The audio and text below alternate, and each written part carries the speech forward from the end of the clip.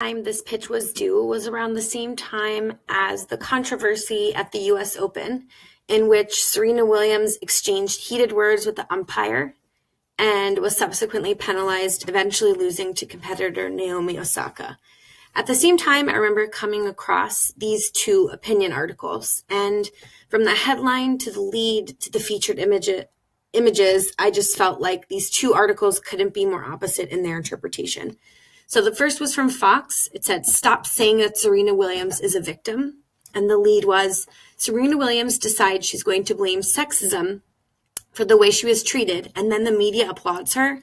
This is evidence of people just not being willing to call out the truth, which is Serena cheated and got caught." So from the New York Times, the headline was, "Serena Williams' gift to Naomi Osaka and all women at the US Open."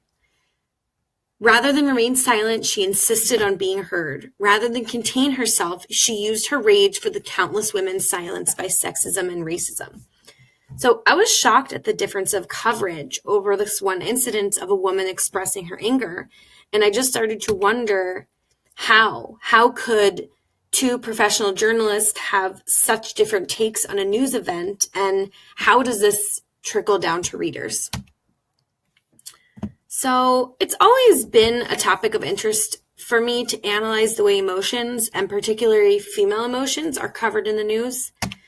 And unfortunately, this Serena Williams microcosm reveals a trend that's both pervasive and harmful in news media, which is that many reporters spend time unnecessarily speculating or dwelling or speculating on female emotions and equating them with weakness or some other negative aspect. And on the other hand, men's expression of emotion are usually either celebrated, ignored, or excused away. So that small Serena example provided the jumping off point for me. So for my project, I attempted to answer this question. Between Fox News and the New York Times, which political group and corresponding media outlet does a better job of balancing coverage and corresponding analysis of female and male emotions? So I started educating myself on the actual stats of each publication, and I realized that they're both the most popular and the most polarized, which didn't surprise me a ton. Fox is the most watched cable news channel for 16 consecutive years. It hosts 15 of the top 20 most watched cable news shows. At the end of 2017, it had 2.35 million total viewers in prime time. So just to compare, put that in perspective, MSNBC had 1.64 million, CNN 1.06 million. It's also by far the main source of political news for many Trump voters. On the other hand, the New York Times has over 87 million unique visitors per month. It's won more Pulitzer Prizes than any other news organization. It's number one in overall reach of U.S. opinion leaders. And a 2018 report ranks the Times leadership as the most liberal of any news outlet that has held themselves as an objective news source. So, spoiler alert, these are my three key takeaways sort of at the end of my research I found. Number one, both media companies are visibly partisan in their criticism, and it falls obviously along party lines. Fox applies rebuke disproportionately on political enemies, especially female ones, and emotions are typically viewed negatively. And I'll get into that in a second. And third, while pro-Trump actors aren't given much leeway, the New York Times gives adequate space to emotional exploration and coverage of women's issues. So today, the Fox News audience is almost 100% white, and a lot of its reporting has been accused of stoking male anxieties as hosts and guests warn about the impacts of immigration and minimize or mock the perspectives of people of color. They are intended to appeal to people who are perceiving that they're losing their grip on power.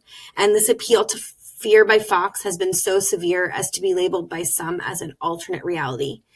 And this appeal, that said, last year Trump tweeted singular allegiance to Fox News, openly declaring the media company as the only one firmly on his side. So, not surprisingly then, Fox commentators typically defend Trump's interpretation of events. So Trump's stance on emotions then is significant because it helps ensure that Fox pieces convey the right tone. So what is Trump's stance on emotions? In 2005, the president told his biographer, Tim O'Brien, "I don't believe in crying. When I see a man cry, I view it as weakness." And then Trump doubled down on this by alleging in 2016 that he has not cried since he was a 1-year-old baby. So not surprisingly then, when it comes to the framing of news stories, Fox commentators have a tendency to equate emotional expressions of emotions as weakness or idiocy or misjudgment, bias. What I found is in the Fox court of opinion, Trump's political enemies get disproportionately tough treatment. Friends whose expressions can fit into a larger Trump-friendly narrative are praised, and unfriendly actors are publicly punished for emotions.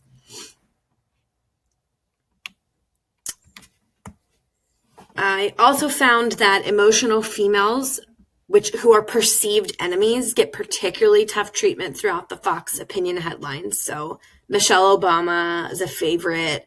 Alexandria Ocasio-Cortez is a new favorite. Hillary Clinton, a classic.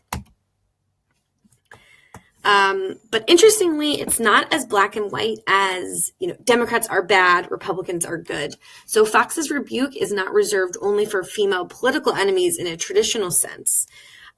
Because First Lady Melania Trump, when she publicly called for the firing of Mira Ricardel, Fox saw this as seriously undermining the president and labeled her action as a hissy fit, and that word is misstep. So in short, emotion at Fox seems acceptable if it can be spun to fit into a larger pro-Republican narrative. So switching gears to the New York Times, at the New York Times, emotions are discussed at length, so much so that the New York Times has a separate emotions page, which just contains news about emotions. Emotional expression in general seems to be encouraged and celebrated. So, fury is encouraged to be used. I did not find an obvious discrepancy in the handling of male and female expressions of emotions. And in fact, the existence of both a women's rights page and a gender and society page seems to indicate to me that the New York Times journalists give significant weight to topics like gender issues and feelings, at least more so than its conservative counterpart. However, not all expressions of emotions at the New York Times are created equal. So Trump and pro-Trump players seem subject to serious rebuke by New York Times opinion writers. So these are kind of like my conclusions and recommendations. Both media companies operate with something like a push and pull between these two dueling forces. At Fox, those forces are an ironic desire both to stoke white male anxieties, but also to report on emotion with disdain, which is obviously in line with Trump's beliefs on emotions. There's a tension in the Times as well, which is there is this encouragement for readers and players to explore and express emotions, and yet there's an unwillingness from the writers to stoop to emotionally charged language, even for top political enemies.